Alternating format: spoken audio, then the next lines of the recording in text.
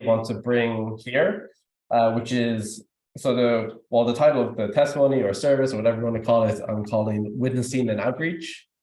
So my experiences with witnessing and experiencing some of their forms of outreach.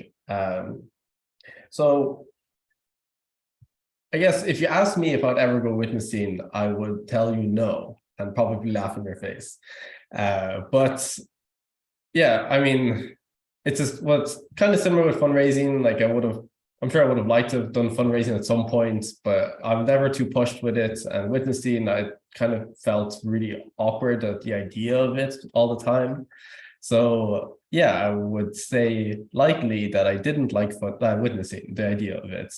I not to say that I didn't think it was important or respect people that did it or laughed behind people. It's just not, I just felt it wasn't for me. But when I was in Russia in August, not this time, but last August, I had the opportunity to be forced to do witnessing. And I voluntarily went for it, don't worry, but it was, it was there part of the program that I was at. So, and I always like to meet a challenge. So I said, sure, why not? Let's see how this goes. So yeah, it was, well, before, I kind of always, I guess if I ever saw myself witnessing, I always felt it would be not like the traditional witnessing of being on the street and stopping people and decreeing that the second coming is come and gone and you need to repent or something, but more so that's, kind of talking to friends and kind of connecting with them and having them, to find values as shared with and kind of get interest in that. So that's how I assumed I'll do witnessing. But I got a chance to do more traditional witnessing. So yes, this is back in August.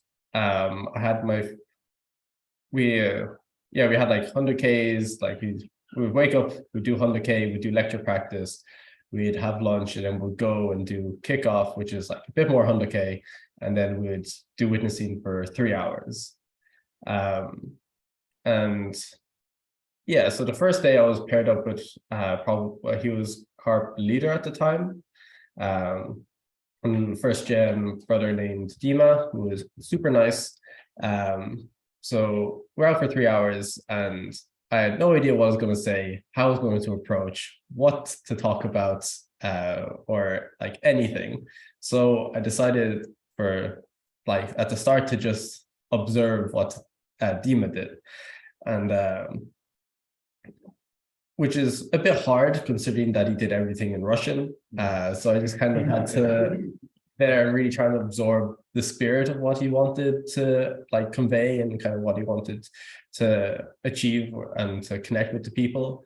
And I observed how kind of his tone when approaching people and talking to them. And so I observed and silently supported you go in pairs, and the idea of pairs that one would approach and the other would pray for the person, and for the person approaching the person that they're approached. And so I'll do my best to pray and send all I could to send positive energy for and instead of kind of moping about and looking away, I'd always try and be present, even though I couldn't understand anything that was happening. But yeah, so I kind of assumed that would probably be like that for half an hour or an hour, but about 2 hours passed and I didn't approach anyone because I was still super nervous. I was just spent the whole time trying to formulate what I was going to say and how I was going to approach.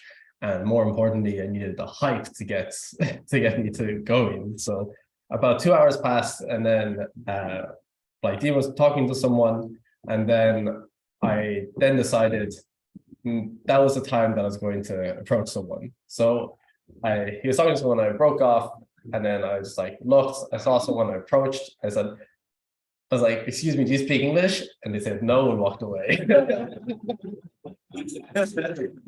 And so I was like, okay, it was a bit not exactly what I was hoping for, but okay, the next one. So, and then I saw the next person, I was like, excuse me, do you speak English? No, and walked away.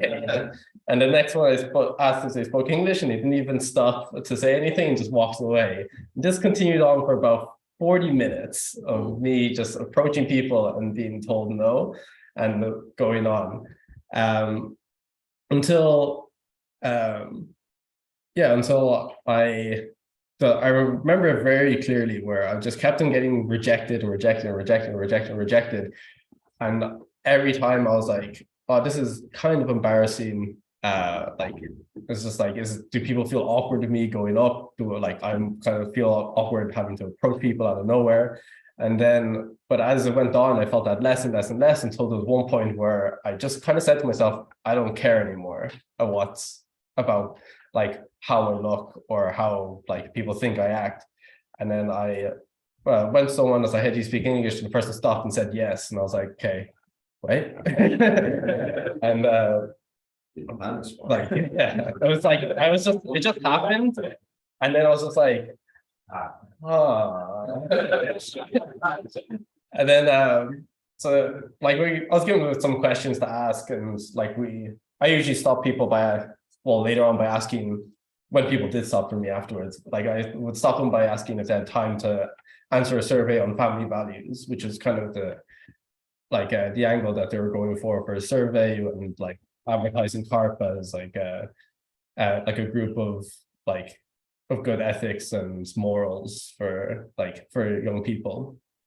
And anyway, so the guy stopped. He said yes. His name was Artyom. He was about 6'4", a massive dude who was a computer scientist. Nice. And so I talked to him for about half an hour, just asking questions and also just chatting with them. And it was when they stopped and like a chapter was a blast.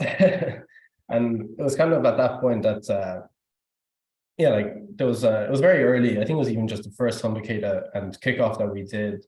It was talking about we obviously create 100K on witnessing, like specifically about witnessing.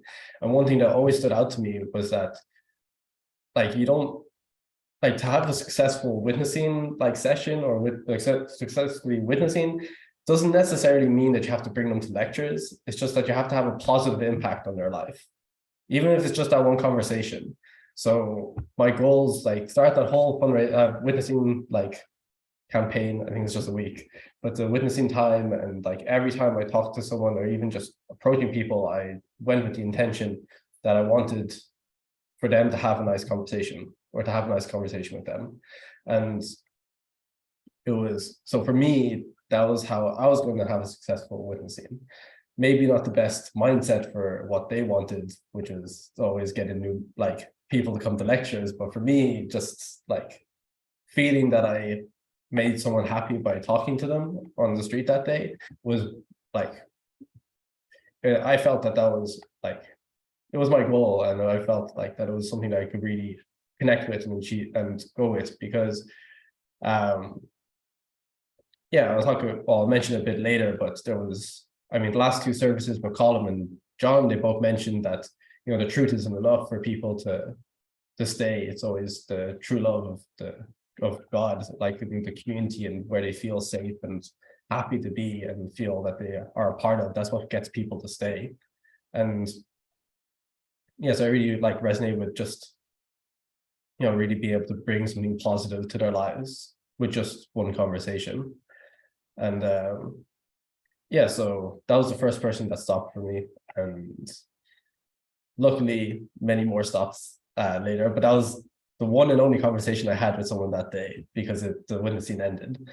And and then we always had with any condition, you always, or I don't know, with people who's on fundraising or witnessing, you have a horizontal and a vertical goal. So the horizontal goal is either get people to come to a presentation which talks specifically about CARP and the activities in Russia, or to get someone to agree to come to lectures or something.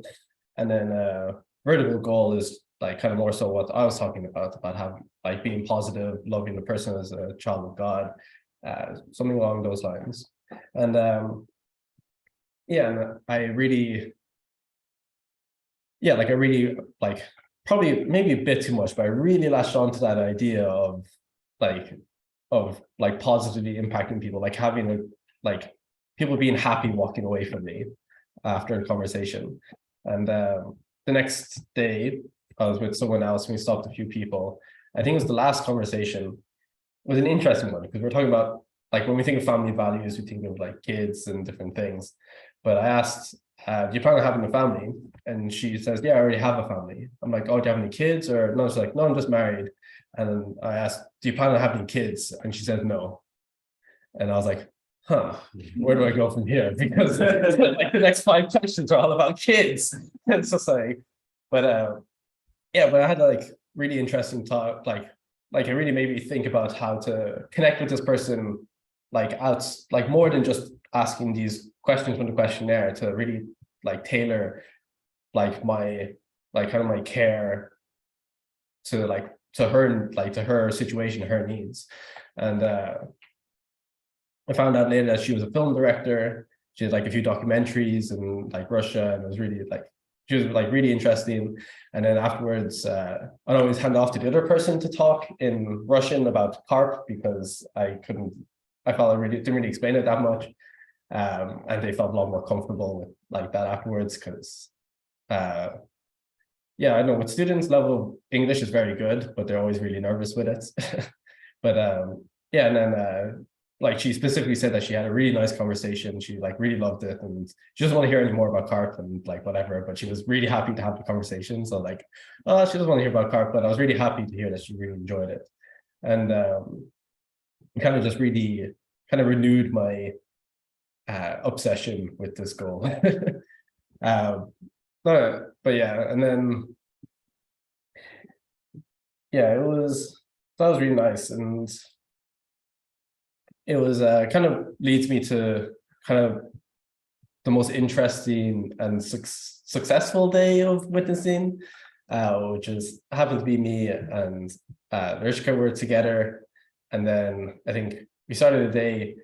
She approached someone, and we had like a short conversation. They didn't really want to come to presentation or anything, and then I stopped someone, and we were talking, and he like yeah, like I always tried to really try to figure out what people are doing, if they're studying, like why they're studying it, and kind of like delve a bit deeper into like into just being like, yeah, I'm studying. And this guy is an engineer, and he's doing engineering, wants to go into robotics, and he did a lot of competitions in high school for like robotics competitions, and he made it to like his district competition, well, the city competitions. There's districts within Moscow, and then this you get like a city competition, and you go to like a national competition. So he made it to pass the first level with his team, and so we're talking a lot, and he was like, he seemed really enthusiastic, and I really like honestly feel it because I felt like we connected quite a bit, even just that conversation. And because of that, well, I was like, oh, do you want to come to a presentation about carp? And he's like, no, I have to go to work. And then Blair is just like, I was like, no, come. And he's like, yeah, but I'm maybe late for. I was like, it's fine, come. And he's like, okay. So he decided to come. And we go to this, so we have a presentation, we bring him to this cafe, which had to be quite popular. Like it was the start of the new year. So there was a lot of like, like first meets college groups, like going there. So like playing games and stuff. But we go and sit down, and then it's Blair's giving the presentation on carp. And there's a group playing Mafia, like a big group of like 15 people or something behind. And then like they're playing or whatever, and they're getting like, people are getting killed off, and like people are making arguments, and people are laughing, and it's getting loud. And then the guy Kostya, he just goes, one second, and he turns around to them and he screams at them to be quiet because he's trying to listen to us. He just doesn't care. He just screams at them. And then me and Blair were just like, what just happened? And so we see the presentation anyway, and I can just feel everyone, that whole group just hating us. Like, because like this kid just like screamed at them. And But yeah, so we finished the presentation and we got like pay and we leave and we're like, okay. And then like we were approaching with someone else, short conversation, and I approached another guy, Stepan, who he's doing computer science. He's like really into music. Like his computer science is kind of like his backup because he really wants to like do music. And he was like, yeah, it's like he just made a band. He's learning how to do like mixing, and it's like, he's just like been learning guitar for like less than a year and just like taking singing lessons. He's just like, and he's really enthusiastic about it, and like I could talk a lot about it because like, I've done a little bit of music myself. But but yeah, so then we ask if he wants to come to the presentation. He says, yeah. So we come in and then we walk in with this other like 18-year-old guy, and then the group of mafia is still there playing because it wasn't that long afterwards. And I could just feel them just staring at us. Like, I was like, why are they bringing another kid here? And it's like, I was like, another 8-year-old guy. And then it's just like, okay. I'm like, okay, just don't think about it. Like, we're not here for them. They don't like, they shouldn't matter. We're here for Stefan when we sit down. And then we're talking a bit about before we got started the presentation, and then Larry just goes, "Can you play us a song?" And then he was like, "Oh, but I need a guitar." It's like, "There's a guitar here." And then we're like, "Is it okay?" I'm like, "Yeah, it's okay." And I'm like, "Oh, okay." And then she goes and gets the guitar and comes back, and I just see the group playing Mothman just staring like. First, they have a guy scream at us, and now they're just going to get a guy like play music and like playing guitar. And then so I was like, I was like, forget about it, forget about it. So like, focus. And then so he starts playing, and the guy is amazing, like really, really good, like better than like only a year of like really being into music. And he's just like, and then he's playing, he's going, and then he starts getting into this one part, and he just gets super into it, and he starts like singing really loudly. And I was like, oh yeah, that's good, it's good. And he just screaming really loudly. I was like, oh. I shouldn't, but I just like think about the group playing Mafia just staring daggers at us already. I'm like, okay, just really focus and like really like think about like the performance going on. And then like he finishes, and we're like, that's so, like before we can even like say that's so good and clap, like the group of Mafia starts clapping for the guy and cheering him. And like, because it was such a good like performance, like it's nothing they could be mad at. And we're like, okay. It's like, we're okay then, we're okay with it. So we go on and do the presentation, and then we go out, and then we go out to the cafe and we go witnessing again, and then we stop this girl, and then we're like, oh, do you have like time to answer this questionnaire? And then well, Blair approached her and she's like, oh, you're those guys. And we're like, what? You're the guys with the guitar guy. She was like part of the group playing Mafia. And then she was like, she like blasted through the presentation, and she's just like, because she was just like, oh, if you have like a guitar guy, I want to hear whatever you're talking about.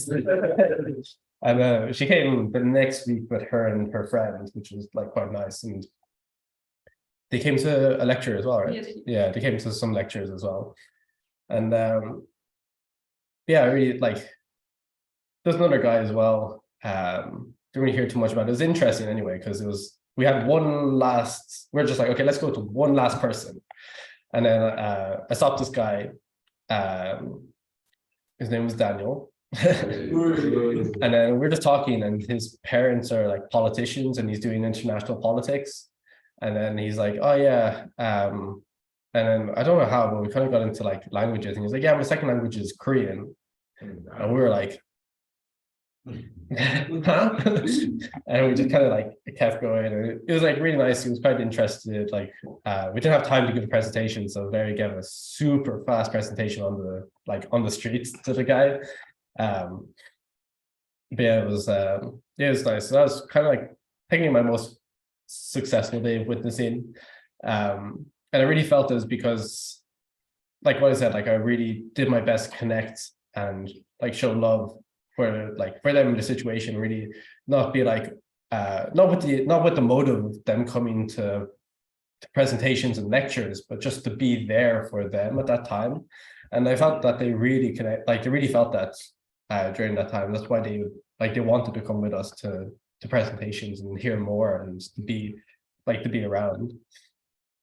And yeah, so and there's something that like I learned during that time. So it wasn't just 3 hours of witnessing and we finished, but we'll go back to their center, and then they'll give lectures. So like people would be on different lectures, they would come, and then afterwards you'd discuss the lecture or just talk to them. And like, so kind of spend like 6 or 7 hours during the day of just like talking to people. And but it's a bit more when they're at lectures, because it isn't just like, oh, how are you, what are you doing? It's kind of like you have to, like, you talk to them about the lectures and kind of like what you know, there's like not what you understand, but just to kind of like be there for them as a, you know, as a place to discuss, and to make them, but to also make them feel welcome still, and to feel loved and part of like the community. And so it's like, and you might be tired after witnessing, and some people are witnessing and giving the lecture and then being with them afterwards.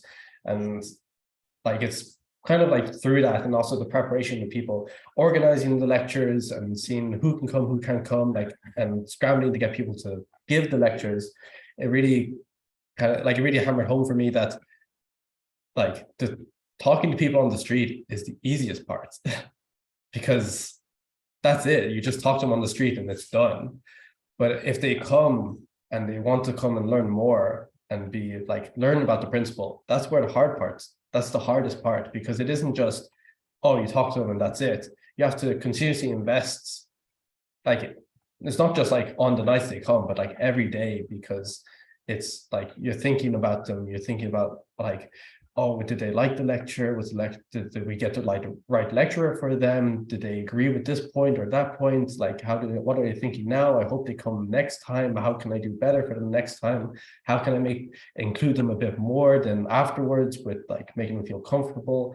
And it's like that, I guess, up until they become like a member. But even then, it's just like, I'm sure you're still worrying about them, because it's, you know, it's like you brought them here and you want them to still feel like a part of what's happening, even though they're new. And it brings me to like the last, like when I was there during the 2.5 months, we also did a little bit more witnessing, but it was more with it wasn't just with CARP, it was more so with the younger, like people about 18 and stuff. And they were going around and like would have sharings, we'd also do sharings and stuff afterwards. And then during the sharing, they'd be like, oh yeah, I talked to this person, and it was like nice, and it's just like, it's so great, I had an amazing time. And then they kind of just like, they talked as if like witnessing was so easy. Like, they're just like, I thought witnessing was such a big thing, but this is so easy.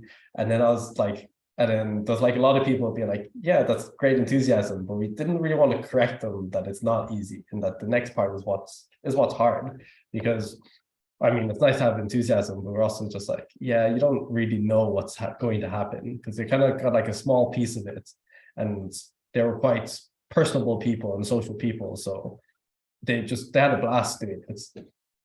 But they didn't really understand that the next part is where it's the most important and the hardest.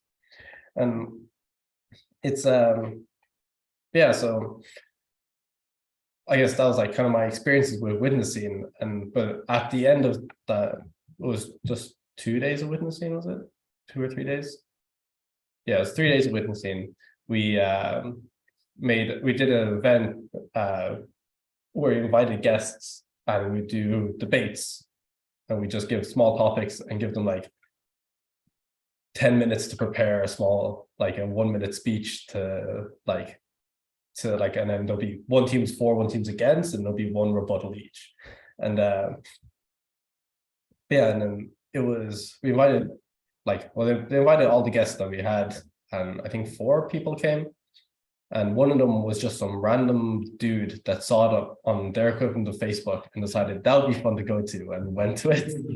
And he had a blast. He loved it so much. He had like the biggest smile on his face from start to end of the whole thing.